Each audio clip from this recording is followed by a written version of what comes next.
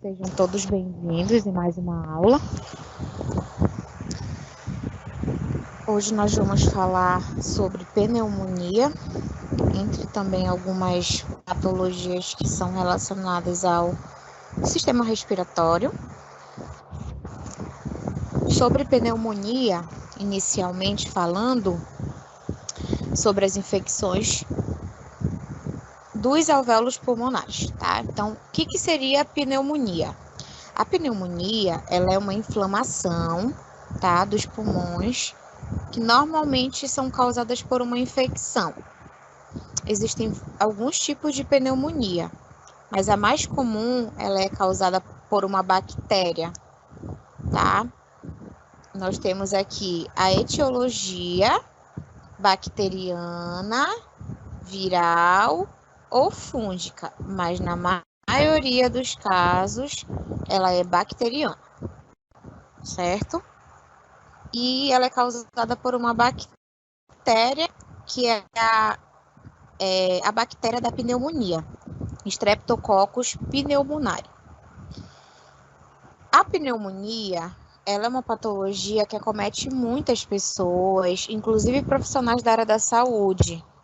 Nós como profissionais da área da saúde, nós estamos dispostos ou predispostos a adquirir várias patologias que estão relacionadas à questão da infecção por bactéria, viral, enfim. Até porque nós vamos cuidar diretamente do paciente. Mesmo precauções, utilização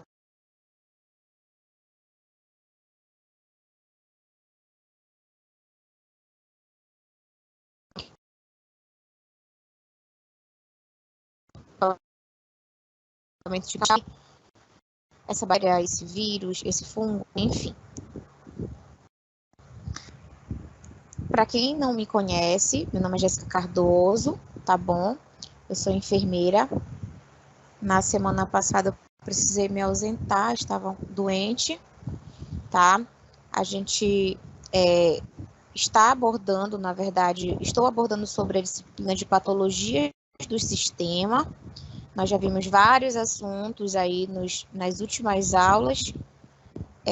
Nossa última aula foi sobre câncer, tá? E hoje a gente vai estar dando continuidade, inicialmente falando sobre a pneumonia.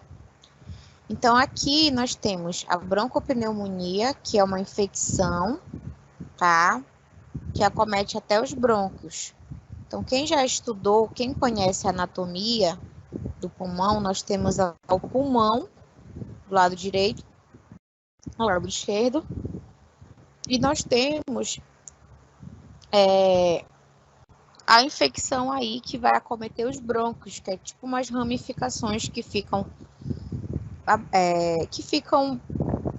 interligadas no pulmão. E nós temos a pneumonia lobar, que é uma infecção que acontece, tá, no lobo pulmonar.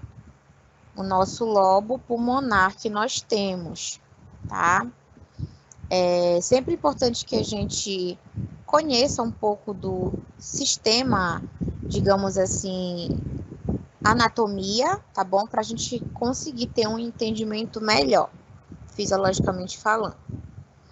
Então, na pneumonia, ela é uma infecção que vai inflamar lá, pode ser os dois lados do pulmão ou apenas um lado, que é o lobo pulmonar, que a gente chama, tá? E na pneumonia, o paciente geralmente ele vai apresentar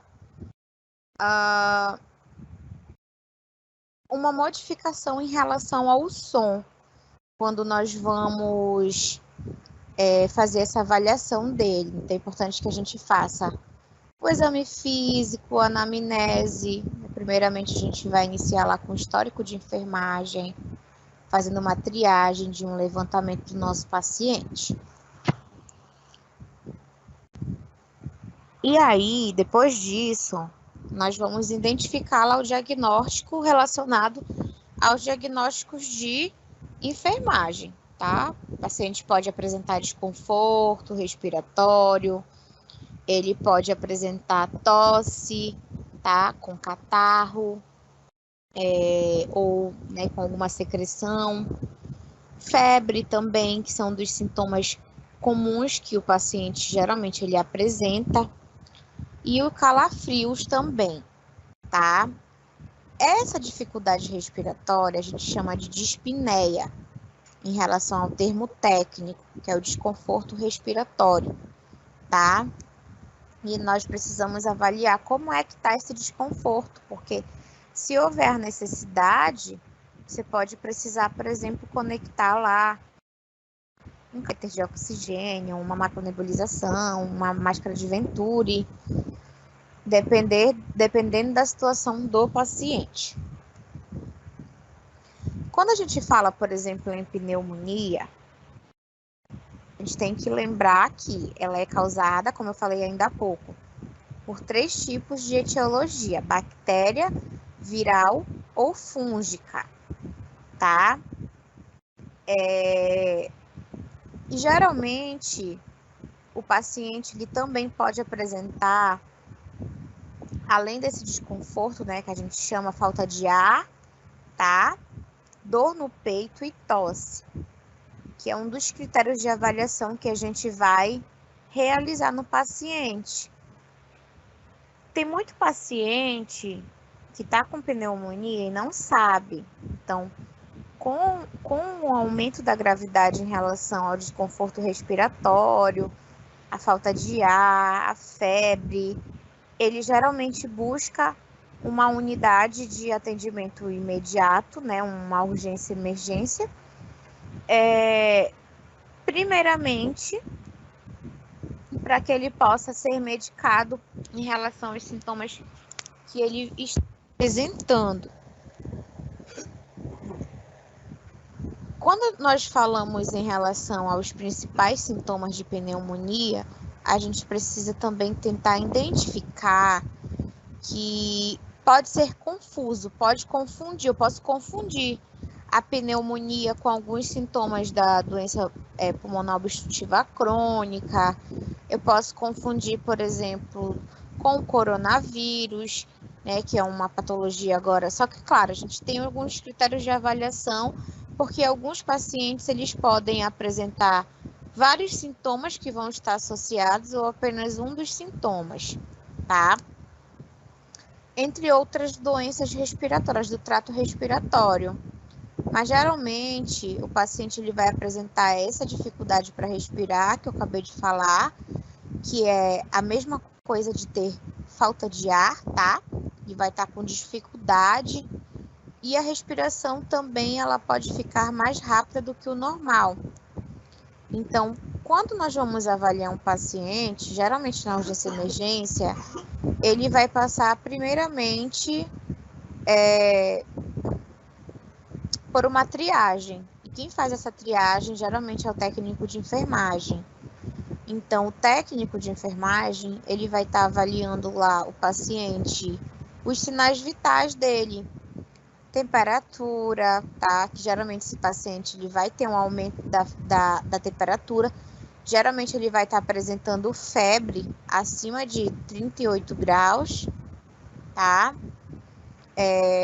Tosse seca também. E aí, por exemplo, dependendo do tempo de tosse, às vezes o paciente ele pode acreditar ou pode pensar que ele tem prioridade, tá? Só que a gente precisa avaliar outros critérios também, como a respiração. Então, geralmente essa respiração ela vai ficar mais rápida do que o normal, tá? E quando ela fica mais rápida, tá acelerando, como é que a gente vai conseguir identificar? Através do exame físico. A respiração, a gente não avisa o paciente que a gente está verificando durante a nossa contabilizar a respiração, as expulsões da caixa torácica, tá? Essas incursões da caixa torácica, a gente vai contabilizar toda vez que elevar a nossa caixa torácica para contabilizar durante 1 minuto. E, por exemplo, nós também precisamos entender e compreender os valores de referência dos parâmetros normais, tá? Dos sinais vitais, para que a gente consiga identificar que o paciente realmente está com essa dificuldade que aumentou a respiração do paciente, tá? Lembrem-se que paciente pediátrico, paciente neonatal, a respiração desses pacientes vai ser mais rápida, fisiologicamente, e é o padrão normal. Já de um adulto, já vai, digamos assim, quanto mais adulta a pessoa vai ficando, vai reduzindo ali o padrão do valor de referência, comparado com uma criança. Então, uma criança recém-nascida, que nasceu hoje, por exemplo, ela vai ter uma respiração mais acelerada do que uma criança de 5 anos, por exemplo. Já a criança de 5 anos, ela vai ter uma respiração mais elevada do que de um adulto, tá? Então, é importante que a gente consiga identificar e saber esses parâmetros em relação à respiração, tá? Normal ou patológica. Sobre a febre, geralmente o paciente ele vai apresentar, ele vai relatar, estou com febre. Então, é importante também que a gente verifique. Antes de verificar a febre, é importante que você faça sepsia do seu aparelho, tá bom? Do seu termômetro. Hoje em dia, nós não utilizamos mais termômetro de mercúrio, tá? Mas por quê? Por conta do risco de quebrar esse termômetro. E aí, né, tem o risco de ter contato do mercúrio, ter contato com a pele do paciente. Então, a Anvisa proibiu, tá? Hoje em dia, a gente utiliza outros tipos de termômetro. Acredito que todos já conheçam o termômetro a laser, aquele infra, né, vermelho. Geralmente é esse termômetro que a gente está utilizando hoje em dia dentro das instituições de saúde, supermercado, durante a pandemia que foi solicitado verificar a temperatura dos pacientes. Só que a gente tem que ter cuidado, tá, quando a gente vai verificar para não dizer um valor errado. O que eu percebo? Às vezes a bateria desses aparelhos não está funcionando, às vezes dá uma temperatura muito baixa, então não é um valor fidedigno, tá? Nós temos também um aparelho digital, um termômetro digital, e uma regrinha que eu gosto sempre de reforçar é que é importante que vocês coloquem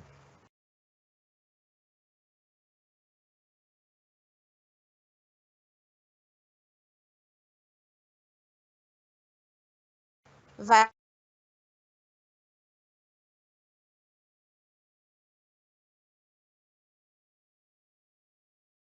apitar que o paciente, por exemplo, ele já pode retirar o termômetro. Só que uma das orientações que eu digo é principalmente deixar um pouquinho mais de tempo, tá bom? Deixar um pouquinho mais de tempo esse termômetro, porque geralmente ele pode alterar um pouquinho mais, tá? O resultado. Então, por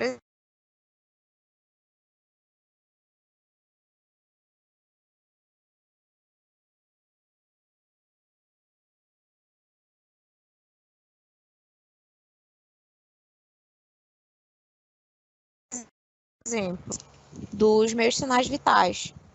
Então, era muito comum, por exemplo, eu ver relatos na internet que eles falavam um pouquinho sobre essas informações. E aí eu ficava pensando, será que é verdade?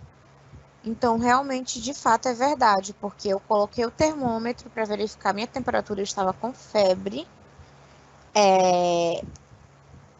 E aí, vamos supor que deu 38 a minha febre, logo quando apitou, ou 37 ponto alguma coisa, aí deixei mais um minutinho lá, uns 2 minutinhos, quando eu fui verificar, estava um pouquinho maior a temperatura, ela estava um pouco mais elevada, tá?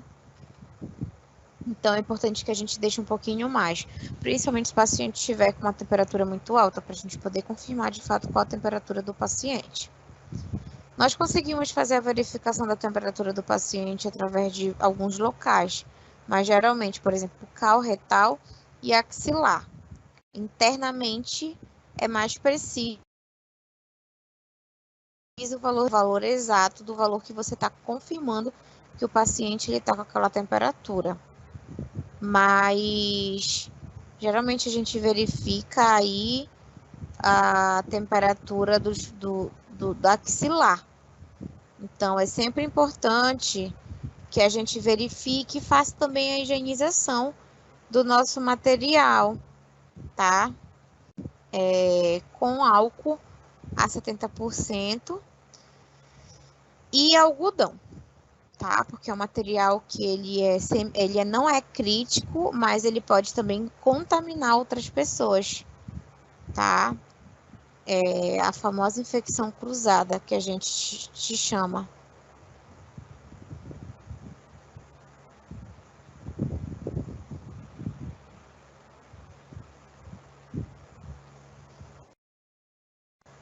É diferente, por exemplo, de um artigo crítico que precisa ser levado para esterilização, tá? O termômetro, ele não precisa.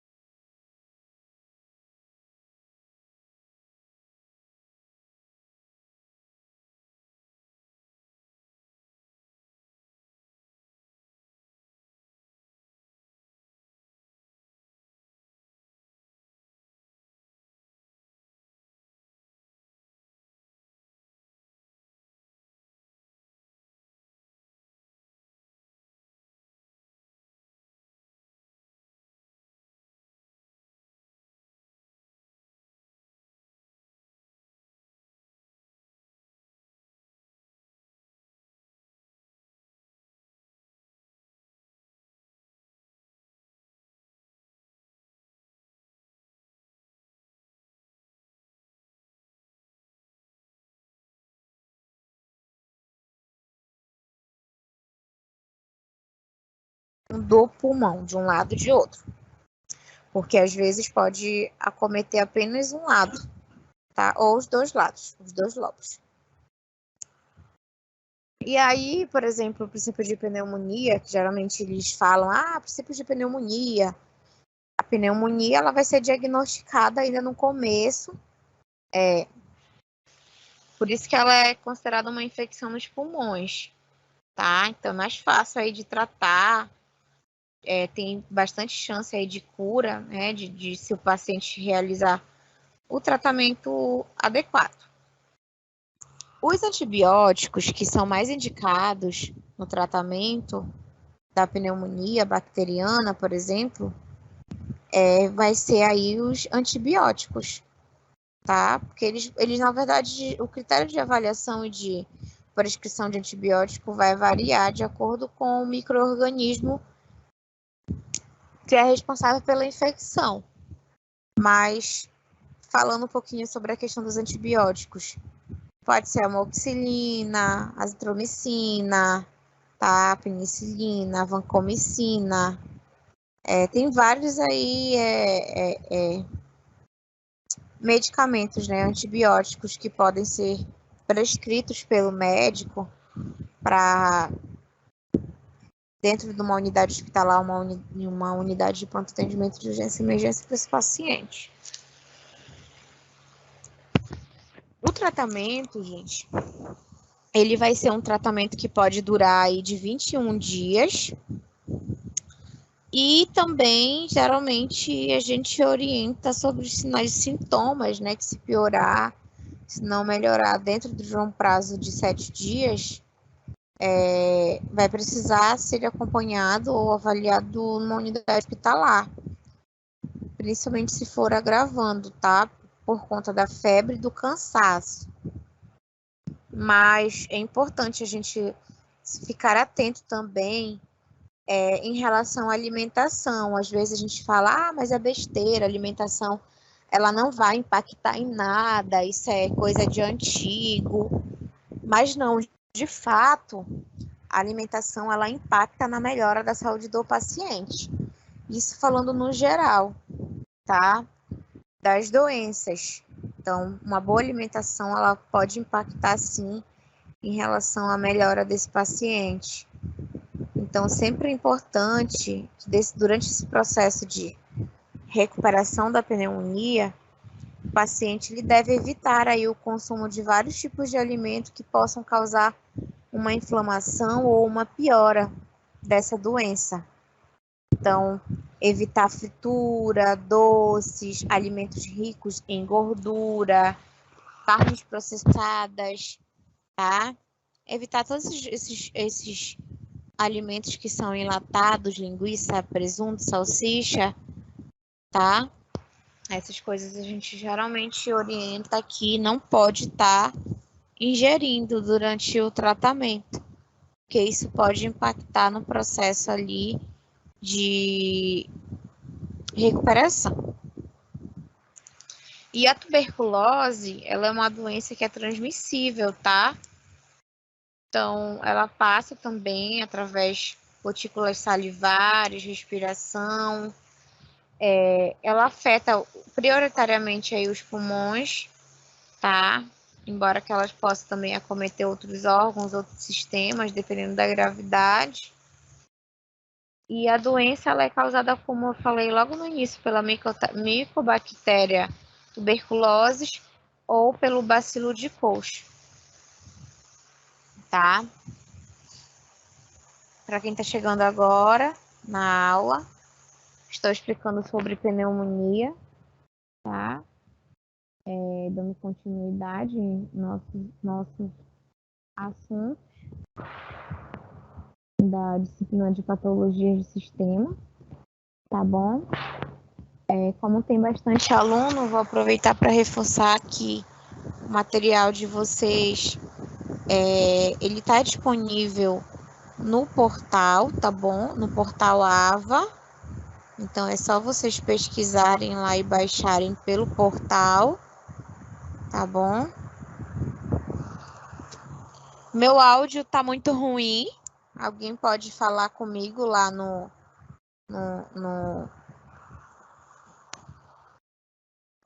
Instagram, por favor, se melhorou, se tá melhor, porque na última aula que eu dei para uma outra disciplina, mencionaram para mim sobre o áudio. Quem tiver o meu Instagram, envia para mim uma mensagem, por favor, porque eu acabei de receber aqui uma mensagem de um aluno, mas eu acredito que seja o sistema, tá bom? Porque eu estou utilizando no mesmo procedimento de fone, notebook, tá bom? Então pode ser que seja a internet que esteja de vocês que impacta, né? O sistema virtual remoto ele tem as vantagens e tem suas desvantagens, tá bom? Mas de qualquer forma não é o meu computador, não é o meu sistema, pode ser o próprio aplicativo. Então, continuando aqui, né, sobre a tuberculose, que ela é uma doença infecciosa, tá? Que vai acometer aí principalmente os pulmões. E aí, geralmente, os sintomas, eles vão estar associados como febre, tosse, expectoração, perda de peso, dor no peito, né? Que geralmente são os relatos que a gente vai mais observar dos nossos pacientes. E por ela ser uma doença bacteriana infecciosa, ela pode afetar principalmente os pulmões, tá? Então pode ser aí um pouquinho grave. Geralmente as bactérias, elas causam aí tuberculose, elas são espalhadas, tá? Quando, por exemplo, uma pessoa infectada, ela tosse ou espirra. Então, por isso que é importante que a gente cubra o nariz quando a gente vai tossir, tá? Na expectoração, porque é uma doença viral, né? Que passa através das vias aéreas. Então, tem que ter bastante cuidado com essa questão da mucosa, da secreção, tá? O risco de contaminação ele é bem grande. Acaba diminuindo a partir do momento, diminuindo a probabilidade de multiplicação de infecção quando o paciente ele passa a iniciar o tratamento, tá bom? Mas as bactérias, elas causam a tuberculose através dessa forma. E a maioria das pessoas que estão infectadas com a bactéria, elas também podem apresentar aí alguns sintomas como a tosse. Em alguns casos, a gente pode identificar alguns pacientes que vão incluir lá a tosse, tá? Tosse com sangue, né? Então, o paciente ele pode ter perda de peso também, tá? Sudorese noturna, febre. Essa perda de peso, ela pode ser confundida com outras doenças também, né? Do trato respiratório. E, geralmente, o tratamento, ele vai ser de acordo com os sintomas que o paciente está apresentando, tá? Porque pacientes são diferentes, então as condutas, elas podem ser um pouco diferentes. Não necessariamente em relação à medicação, mas as condutas vão depender, medicação, elas vão depender de acordo com os sintomas que o paciente está apresentando e de acordo com o tipo de pneumonia também. Até porque existem vários antibióticos, tá?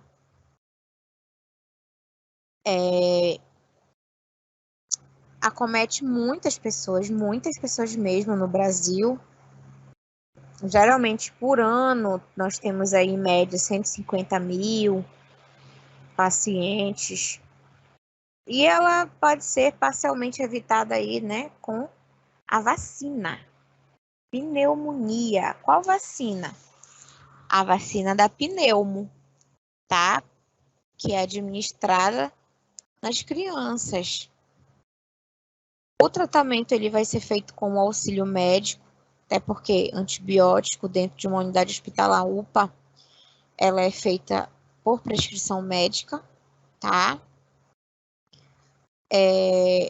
E o diagnóstico médico também.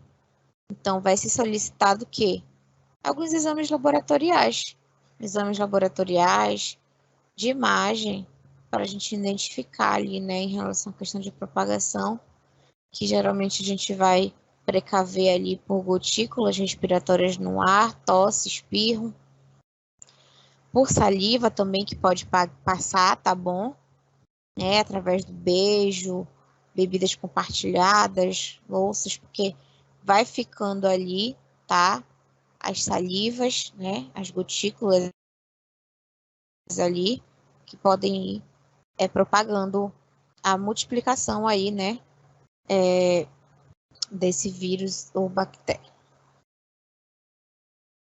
Então, assim, alguns sintomas, né? Que estão associados à infecção, né? A infecção essa tosse por 3 semanas, tá? Então, 3 semanas você já fica tipo, será que não é outra coisa, né? Será que não é, enfim, uma outra doença relacionada ao trato respiratório? Enfim, essa dor, a febre, suor, sensação de falta de ar, né? Como a gente falou ainda há pouco. E o tratamento, ele vai depender aí, tá? Dos antibióticos, que podem ser oral, pode ser por via injetável, tá? Intravenosa, né? As medicações dos antibióticos geralmente é justamente para tentar eliminar aí do organismo a bactéria, que vai provocando ali, né, o surgimento da doença.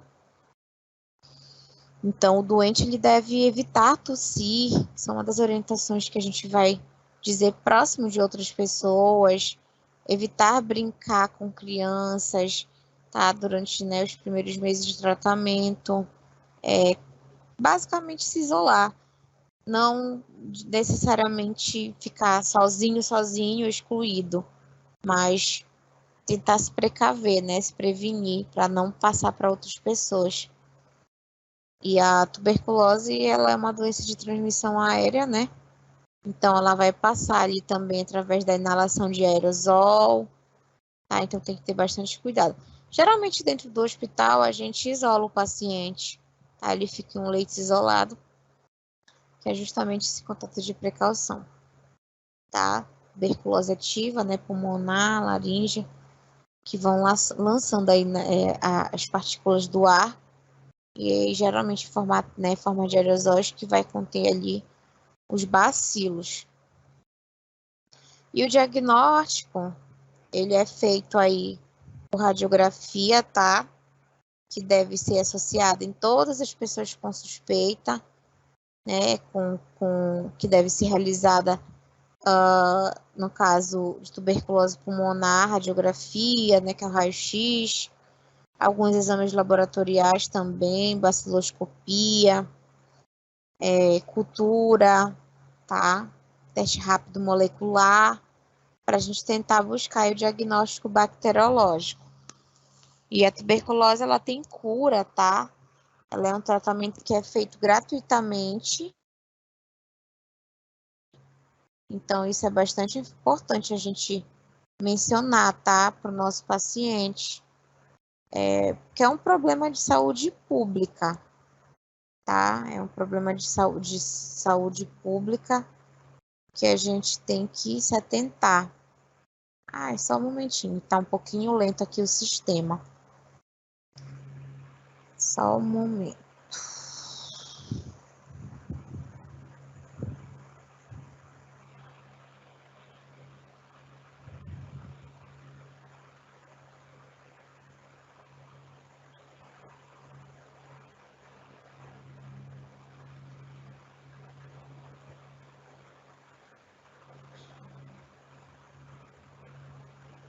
Tá travando aqui.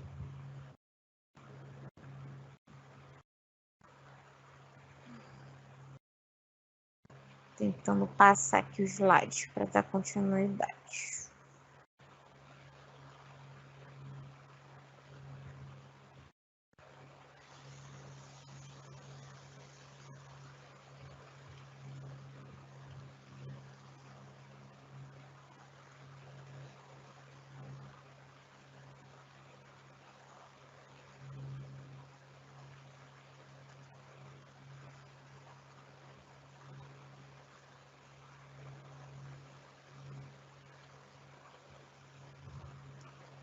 Ixi, tá travando.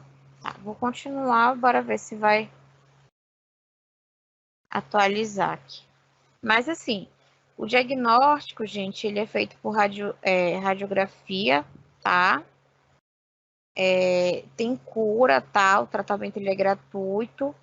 E a gente também tem aí a prevenção através da vacina, né? BCG, que é a primeira vacina, na verdade, que a criança ela vai tomar, né, ao nascer, exceto crianças que, por exemplo, nascem com baixo peso, abaixo de 2,5 kg, ou portadoras de HIV, que não pode, tá, fazer essa vacinação. Mas a vacina está disponível nas salas de vacinação das unidades básicas de saúde, tá? Ela é uma doença infecto-contagiosa, né, causada por uma micobactéria tuberculose. A transmissão por gotícula e é uma doença ainda endêmica, em muitos casos, tá, no Brasil. No geral, tá, em vários estados. Pode afetar alguns órgãos, como, por exemplo, a tuberculose, que é mais comum, ela é pulmonar. Mas pode afetar aí também, né, os órgãos cérebro, ossos, rins, gânglios, ela vai disseminando, tá? Em caso a pessoa ela apresente algum dos sinais e sintomas da tuberculose, ela precisa buscar um atendimento dentro de um serviço de saúde para uma melhor avaliação, tá bom? A prevenção ela é a BCG, os ambientes bem ventilados. Isso que é importante que a gente informe, né, que o ambiente ele precisa ser bem arejado, tá? Quando o doente ele tem aí a identificação precoce, né, dos casos, usar máscara, tá? Fazer o tratamento corretamente. Isso é uma das recomendações. Mas a gente também pode estar fazendo palestra para os enfermeiros, palestra para os ACS, que geralmente também é um ponto de apoio nosso, que vai também estar identificando dentro de uma unidade básica de saúde, realizar o tratamento aí, que é um tratamento mínimo de 6 meses, tá? Tem cura, só fazer a utilização dos medicamentos de forma correta. Os sintomas aí, tosse, febre, né, vespertina, sudorese e a perda de peso. Como eu já falei bastante sobre os sintomas. O diagnóstico, nós temos aí a BAR, tá? Que é o bacilo, né, do ácido resistente no escarro. É importante que tenha aí no mínimo 2 amostras, tá? Distintas. 2 amostras distintas. Geralmente é feito dentro desse critério aí da BCG, desculpa, do escarro, a gente orienta que seja o primeiro escarro, tá bom, do dia. Tem alguns critérios de orientação que a gente pode estar realizando, né, e orientando o paciente, porque ele vai coletar na residência. Então, tem o pote específico, tá bom? Geralmente, a primeira amostra ela vai ser na primeira consulta ou na visita domiciliar, tá bom? E a segunda amostra ela vai ser na manhã do dia seguinte, a consulta, né, ou visita, tá? E tem uma também que a gente faz, que é na primeira consulta na visita domiciliar. Isso para baciloscopia. Mas nós temos também aí, né, por exemplo, uma vez durante um mês de tratamento no dia da consulta mensal, para a gente poder fazer um acompanhamento da unidade básica de saúde, tá? As 2 amostras elas vão ser suficientes em relação ao volume do material para a gente detectar, né, tá? Para a gente detectar e fazer o acompanhamento dos casos, tá? Mas geralmente o pote de coleta ele é um pote pequeno, de 50 milímetros por 40 milímetros de altura, e a capacidade do pote é de 35 ml a 50 ml. Ele é um pote com uma tampa rosqueável, tá? Transparente. Você precisa identificar o nome do paciente, tá bom? Identificar, né, e manipular aí o pote profissional. Ele deve sempre lavar as mãos, identificar tal pote com a etiquetinha com o nome e data, tá? Da coleta. Aí fixa a etiquetinha na parte externa do pote, para que não comprometa a observação também da graduação do volume do pote. Nunca deve ser entregue as amostras, por exemplo, um pote de coleta sem identificação, porque aí você pode acabar confundindo de quem foi o paciente. A marca de 10 ml ela deve ser reforçada, tá? Em relação para facilitar aí a visualização, né, pelo paciente. E a espuma ela não deve ser, como é que eu posso dizer? Valorizada como volume de escarro expectorado, tá? Então, a orientação para coleta é sempre certificar de que os O paciente, ele tem entendimento, tá? Utilizar alguns elementos que vão estar disponíveis para acesso do paciente, por exemplo, a água para ingestão durante a coleta, tá? Se for necessário, o pote de descarro que deve estar fechado, papel toalha também, né? Que é necessário para utilizar na higienização do paciente durante a coleta. E o profissional, quando ele for fazer a coleta, por exemplo, ele tem que sempre estar com uma PPF ou uma N95, que são as máscaras, né, que a gente utiliza de precaução, tá bom? Para nossa prevenção. Aí você vai pedir para o paciente lavar as mãos, tá? Higienizar a cavidade, né, oral com água. Pode usar creme dental, antisséptico normal, não tem problema não, tá? Se tiver prótese dentária, vai precisar retirar, tá? E aí você vai orientar o procedimento. O paciente ele vai precisar inspirar profundamente, reter aquele ar e depois disso ele vai expirar. Então, após repetir esses procedimentos 3 vezes, ele vai tossir. Imediatamente após o ato da tosse, né, aquela tosse produtiva, aí o que a gente vai fazer? A gente vai abrir o pote, o paciente vai expectorar a secreção lá, sem encostar, tá, a boca no pote, porque tem um risco de contaminação, tá, da amostra. E depois disso vai fechar.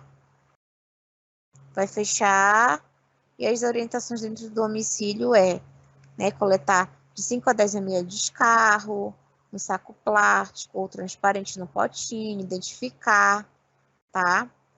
É permitido ingestão de água durante o período de jejum, não tem problema nenhum, tá bom? E é importante que não haja, né, na amostra dos resíduos alimentares, medicamento, que isso pode prejudicar ali a qualidade do amostra.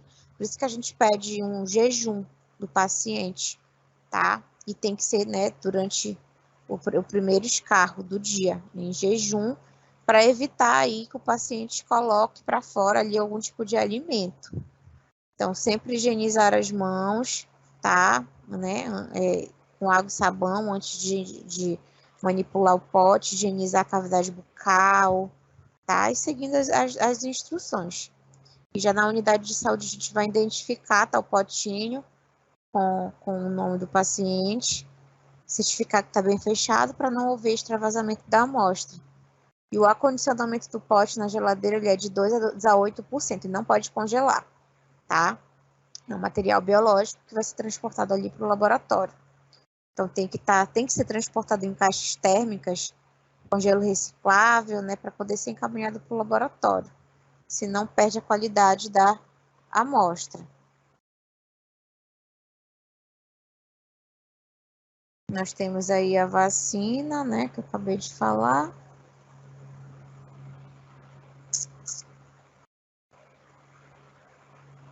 E aí, dando continuidade, vamos falar agora um pouquinho sobre a asma brônquica, né, ou bronquite. Então, nós temos aí a asma brônquica, né, ou a bronquite, mais conhecida asma ou bronquite. Doença inflamatória, tá, recidivamente crônica, caracterizada aí por um aumento da responsividade da árvore traqueobrônquica, a diversos estímulos, resultando em contrações paroxísticas das vias aéreas brônquicas. Então, nós temos aí alguns desencadeadores, né, que são os alérgenos, esforço físico, drogas, né, que é a beta-bloqueadores, substâncias aí químicas, tá? Por vezes, né, ocupacionais. Então, vou explicar um pouquinho mais detalhado para vocês, tá bom? A asma brônquica, ela é uma inflamação que acomete o quê? Os bronquíolos, tá? Então, geralmente, ela vai ser a desencadeadora aí desse processo alérgico, que é muito comum em crianças, tá? Mas aí a gente também tem a bronquite. E a bronquite, ela é uma inflamação aí dos brônquios, que pode estar associada a um processo infeccioso, tá? Né? Ou provocada aí por uma inalação de algum agente irritante, quando for crônica. Mas, apesar de, por exemplo, ter sintomas semelhantes à asma, a asma ela vai estar associada ao quê? Relacionada a uma alergia. E a bronquite, ela é muito causada por infecções, né? Ou pelo tabagismo. Então, a gente vai falar um pouquinho sobre a questão do tabaco, né? Porque o tabaco, ele prejudica, ele impacta ali no tratamento, no desenvolvimento, né?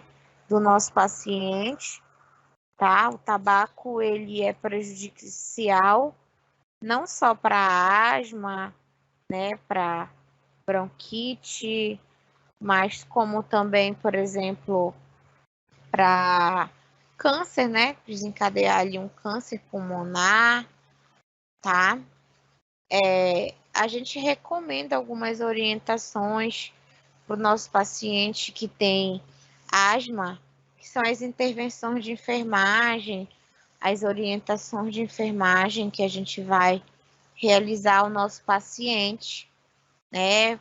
Por exemplo, tem muita gente às vezes que tem gato na sua casa, que tem asma, mas isso é um desencadeador, né? Isso pode ser prejudicial para o nosso paciente, para desenvolver ali uma crise de asma, além da exposição, né? Ou contato com os alérgenos, como partículas que podem causar alergia, tá? Poeira, mofo, pelos de animais, como eu falei, de gato principalmente, porque o gato ele vai soltando os pelos, né? Então, geralmente isso pode impactar, né, numa alergia. E em casos irritantes também, né, com odores fortes de perfume, material de limpeza, tá? Poluentes, né, intradomiciliar, como cigarro, fumaça do fogão, tá? Cigarro principalmente, né? Imagina um paciente com asma, com bronquite, continuar fumando. Então, isso aí, né, pode agravar mais ainda o quadro do paciente. Mas, inicialmente falando, né, nós temos asma e bronquite, tá? A gente alterna aí período de melhora de crise.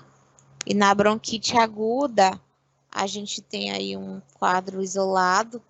Geralmente, o sintoma é aquela tosse seca sem catarro, tá? Diagnóstico de asma, ele é principalmente clínico. A gente vai identificar através de uma consulta, de uma avaliação, tá? Médica, mas também pelo exame físico, tá? O exame físico, né? Pelo exame da função também pulmonar.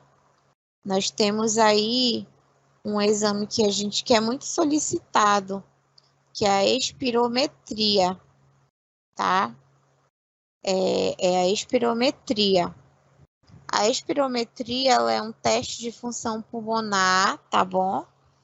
Mais comum para avaliar na saúde, né, dos pulmões, muito utilizado aí para diagnosticar e tratar várias doenças respiratórias, tá? No exame,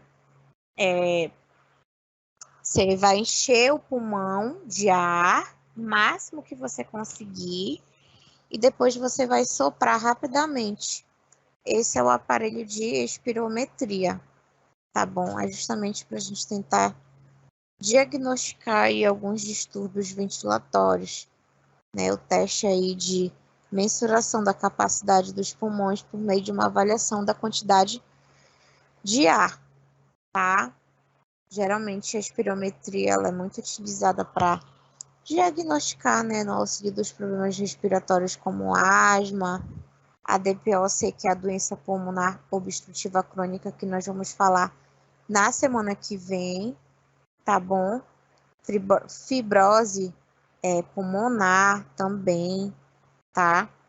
Na semana que vem a gente vai falar um pouquinho sobre a doença pulmonar obstrutiva crônica e nós vamos falar sobre algumas patologias da pleura, como pneumotórax, né, hemotórax, derrame pleural, tá? A gente está um pouquinho antecipado em relação ao nosso conteúdo. Tentem fazer leitura do material de vocês, tá bom? Que tem livro-texto, tem slide, tem texto complementar, tá bom? Que vocês podem estar acompanhando, tá bom?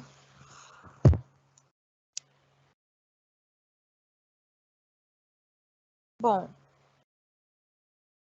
algumas pessoas estão falando que eu estou usando o fone normalmente, gente. Só que está bem próximo da minha voz, que é justamente para evitar que o eco externo, né, atrapalhe, tá bom? Mas acho que melhorou aí sim. Sobre o adulto, né, tomar vacina BCG.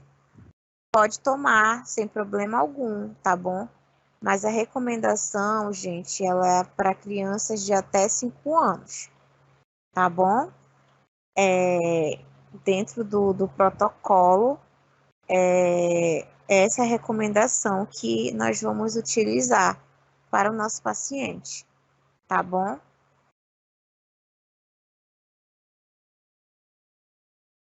Mas assim, profissionais da área da saúde pode tomar e pode tomar um reforço, tá? Por exemplo, eu tomei 2 vezes. Eu tomei quando criança e tomei também depois de adulta, tá? Por conta da exposição ao trabalho. Trabalhava com pacientes de pneumonia, então a gente pode tomar um reforço, de acordo com o protocolo do Ministério da Saúde. Antigamente, a BCG, né, ela não podia ser, ela tinha que ser repetido, por exemplo, não tem a marquinha da BCG no meu braço. Hoje em dia não é necessário fazer novamente a vacina, tá? Mas a BCG, gente, ela, ela é tipo uma vacina que contém lá a bactéria da tuberculose. E ela vai proteger a tuberculose, tá bom? Essas cicatrizes, geralmente elas começa a ter lá o processo, né, de modificação da vacina, porque após a administração de 3 a 4 semanas, vai surgindo lá um nódulo, tá, no local, de 4 a 5 semanas vai aparecendo lá aquele nódulo, então vai evoluindo para uma pústula, depois vai formar uma lesãozinha, que é uma úlcera, né, uma ferida aberta, de 4 a 10, de 4 a 10 diâmetros, tá? E aí tem também mais ou menos de 6 a 12 semanas que vai formar uma feridinha com uma casquinha. Esse é o processo fisiológico, tá bom? A vacina BCG ela é intradérmica e ela deve ser administrada após o nascimento, tá? Mais precocemente, não é possível. Então, quem, por exemplo, nasceu com 2,5 kg, abaixo de 2,5 kg prematuro, com menos de 36 semanas, a gente administra a vacina após um mês de vida. E quando a criança tiver pelo menos 2,5 kg, tá bom? A gente faz a administração de uma dose nas crianças menores de 5 anos de idade, né? E antigamente a gente tinha que repetir se não tivesse cicatriz vacinal. Hoje em dia isso modificou, tá?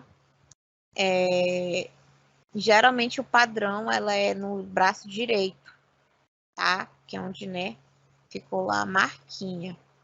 E a marquinha ela indica ali, né, que o organismo está protegido contra a tuberculose. Geralmente essa marquinha ela começa a aparecer aí, né?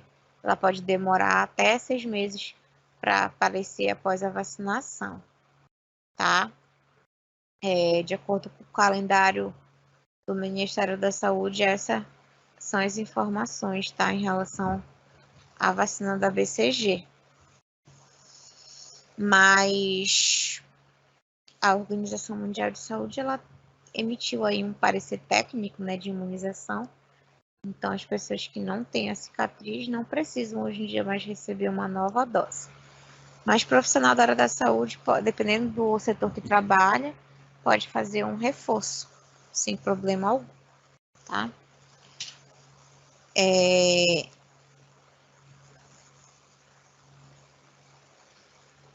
Deixa eu ver o que eu posso explicar mais para vocês. Sobre a asma, né? Acho que a asma, ela é algo que é bem comum. Ela comete aí, né, as vias aéreas, tá? Então, o paciente ele pode apresentar uma dificuldade para respirar, né, em respiração. E pode também atacar aí, pode levar até, né, um caso de risco de vida. O paciente, ele que tem asma, ele vai ter uma doença crônica, que pode durar anos, né, ou a vida inteira, tá? Tem tratamento. Geralmente ele precisa fazer vários exames laboratoriais, tá bom? Ou de imagem. E aí o tratamento ele é feito por meio de cuidados individuais, né, com o uso de broncodilatadores, que é aquela bombinha que a gente utiliza justamente para inalar, resgate, tratamento de sintomas, inaladores de controle de esteroides, tá bom? Os casos graves, geralmente eles vão exigir ali inaladores de ação prolongada, tá? A asma, as causas da asma geralmente vão estar associadas a infecções, né, de constipação, por exemplo, atividade física, exposição a alérgicos, que foi o que eu expliquei, mudança de clima também que pode impactar, né, às vezes muito quente, muito frio, né, as mudanças assim, principalmente para quem mora em locais que tem lá as 4 estações, por exemplo, aqui no Pará, ou tá muito quente, ou tá um pouquinho frio. Não vou dizer que tá muito frio comparado com o pessoal que mora no sul, no sudeste, né? Porque é bem diferente o clima. Mas geralmente é um pouquinho úmido, tá? E aí, essas substâncias, elas vão estar relacionadas a irritantes, né? Fumo, poluições, cheiros fortes, tá? O que pode causar o ataque, né, de asma é o que eu expliquei para vocês. O cheiro muito forte, uma fumaça, por exemplo, ou até mesmo tempo seco, né, ou frio, que pode desencadear aí. A gente tem as medidas, né, de prevenção, justamente para reduzir nessa exposição aí que pode acontecer. Mas geralmente o paciente ele vai apresentar ali tosse seca, né, com uma eliminação de um muco, aquele muco transparente, tá? O chiado no peito, falta de ar, a dor também que ele pode apresentar. Como é que eu vou identificar que o paciente está apresentando uma crise de asma? Importante, né, que a gente avalie lá a respiração. Então, se os brônquios eles estão inflamados, o que vai acontecer? Vai tendo uma redução aí da passagem de ar e geralmente isso pode causar alguns sintomas, como tosse, falta de ar e a dificuldade, né, para respirar. Então, a asma, ela geralmente pode acontecer, pode surgir em qualquer idade, tá bom? Mas tem crianças também, né, que são diagnosticadas, pode surgir na infância, e aí ela pode também se manifestar já na fase adulto, tá? Inclusive na terceira idade. Então, é importante que também ela tenha a bombinha. Geralmente faz uma avaliação com o pneumologista, né? A questão da alimentação também, como eu falei lá no início sobre alimentação, é importante que a gente se atente, né, para uma alimentação rica, né, mais saudável. Os exames, como eu falei, falei que é muito solicitado a espirometria, tá? Então, sempre tem que fazer uma avaliação completa, né?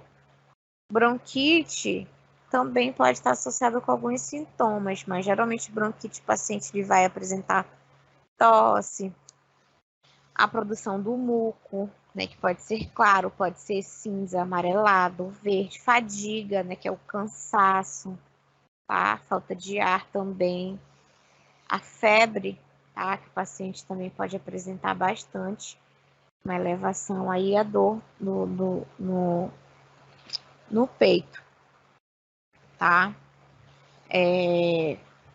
Os tratamentos, né, a gente orienta, geralmente é feito um raio-x, mas nós temos aí algumas as causas, né, mais comum da bronquite crônica, ela vai estar relacionada ao uso do fumo do cigarro por muito tempo. Então, isso a gente fala, né, a gente explica sobre a não utilização do uso do cigarro, tá? Poluição do ar, né, poeira, gases tóxicos, enfim. Mas o cigarro, em geral, ele é um dos fatores de risco, porque quem fuma tem uma probabilidade, um risco maior de apresentar bronquite, tá? A questão da imunidade também, né? Algumas doenças agudas, como resfriado, algumas doenças crônicas também, né? Que pode afetar ali, o sistema imunológico e deixar essas pessoas mais vulneráveis à exposição do risco de trabalho. Tá? Então, o risco de desenvolver o bronquite ele é bem maior, principalmente se uma pessoa ela trabalha ou é exposta a substâncias químicas, fumaça, por exemplo, não sei se em todo local tem carvão, mas acredito que sim. Carvão, né, que a gente faz aquele churrasco, ou aquela lenha, a gente faz, né, para montar ali um fogo, uma fogueira. Aquela inalação ali, ela pode ser prejudicial, tá?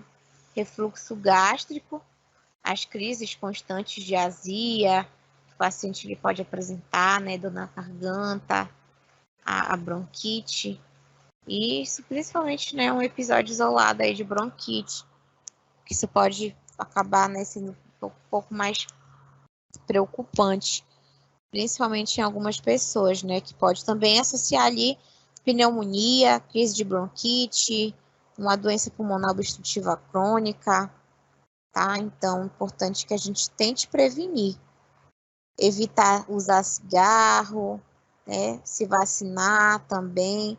Nós temos algumas vacinas dentro do calendário de vacinação do adulto. É importante que o adulto ele faça a vacinação da gripe, tá bom? É importante falar sobre a questão da BCG, que a criança, a partir de 5 anos, ela não pode fazer o uso da BCG, tá? Se, por exemplo, uma criança ela não fez, vai ter que justificar para o Ministério da Saúde o motivo daquela criança não ter feito antes de 5 anos. Então, tem que ter uma justificativa, mas não é recomendado. É recomendado que faça antes, porque é justamente para a prevenção. As vacinas, elas são de prevenção.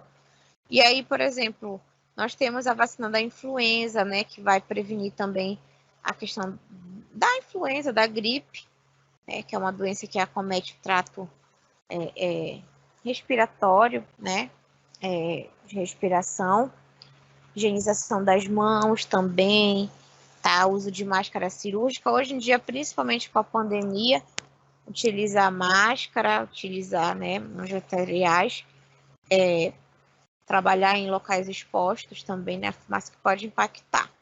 Mas o diagnóstico, geralmente, da bronquite, ele é feito por exame físico, esteto. Importante você avaliar sempre com o esteto os pulmões do paciente durante a respiração, tá? Em alguns casos, o especialista ele vai solicitar o raio-x para poder avaliar aí se está com pneumonia, se está com uma tosse apenas, né? Os exames de escarro, né, que é solicitado também, que mostra aí fungo, bactéria, muco. E aí, geralmente, o tratamento ele vai ser antibiótico, tá, né? Dependendo da situação. Ou checar também os sinais, né, de asma, de enfisema, enfim.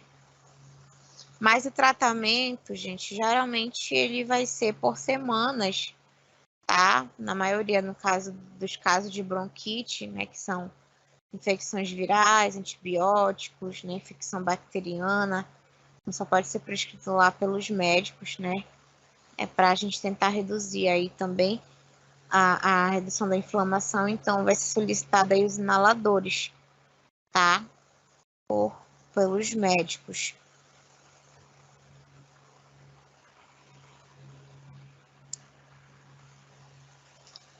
Só um momentinho, que tá travando aqui o sistema.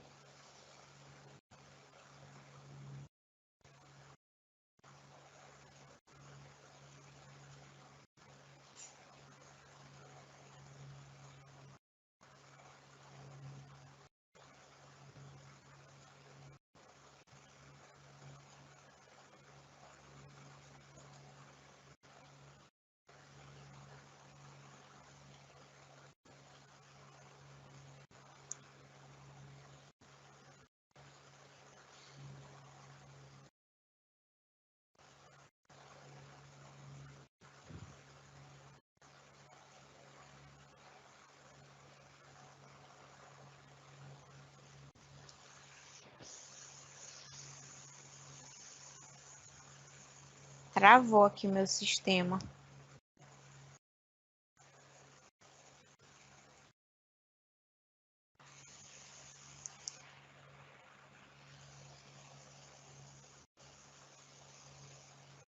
Tá, então vou aproveitar para dar algumas informações, tá bom, para vocês. No geral, era isso que a gente estava, era isso que eu queria repassar para vocês, tá bom? Sobre asma, né, e sobre asma bronca, foi que a gente falou bastante aí, das doenças do trato respiratório. Esse material vocês conseguem encontrar, tá bom, gente, no portal AVA, tá? Eu não envio via e-mail. Muitos alunos estão me pedindo, só que são muitos alunos. Vocês conseguem baixar diretamente pelo portal AVA, tá? Algumas pessoas me perguntaram sobre prova. Não sou eu que vou passar a prova de vocês. Lembrem-se que a modalidade EAD, ela está nesse semestre, mas vocês têm as disciplinas presenciais. Então, o que acontece? Provavelmente, as disciplinas virtuais que vocês estão optando a assistir, vocês vão poder fazer as disciplinas, as provas, tudo de forma remota, tá? Só que não sou eu que vou elaborar a prova. Geralmente é a central que elabora e coloca no sistema. Então, vocês vão ter o prazo lá durante a fase final. Mas não sou eu que elaboro prova, não sou eu que passo a prova, não sou eu que lanço a nota de vocês dentro do sistema, tá bom? Geralmente vai ser o professor da disciplina presencial ou o próprio sistema a partir do momento que vocês realizam a prova no período de avaliação, tá? Alguns alunos estão me pedindo Telegram, eu não utilizo Telegram, tá bom? Como é uma modalidade que é AD, existe a diferença da disciplina presencial. Então, vai ter instruções que vocês vão precisar tirar de dúvidas nas secretarias, nas coordenações locais, tá bom? Porque são várias cidades. Então, reforço, essa disciplina ela tem mais de 10 mil alunos, porque são vários alunos de vários estados, de várias cidades, tá bom? E a modalidade EAD é apenas para o professor estar ministrando a aula no horário combinado, de acordo com o agendamento da disciplina de vocês, tá bom? No geral, no mais é isso. Então, qualquer dúvida, de material, vocês podem estar baixando diretamente da plataforma AVA, tá bom? E prova, essas coisas vocês podem se formar nos locais, nos polos presenciais de vocês, tá? Geralmente vai ser no mês de dezembro que vai estar disponível, e aí vocês vão fazendo diretamente por lá, tá bom? Na semana que vem a gente vai dar continuidade. Fiz uma associação em relação a alguns sintomas de algumas doenças que a gente estava falando. porque são doenças que são bem parecidas, tá bom? Então, agradeço a participação de todos vocês e até a semana que vem. Boa noite, bom descanso a todos. Vou encerrar aqui a reunião e vou finalizar.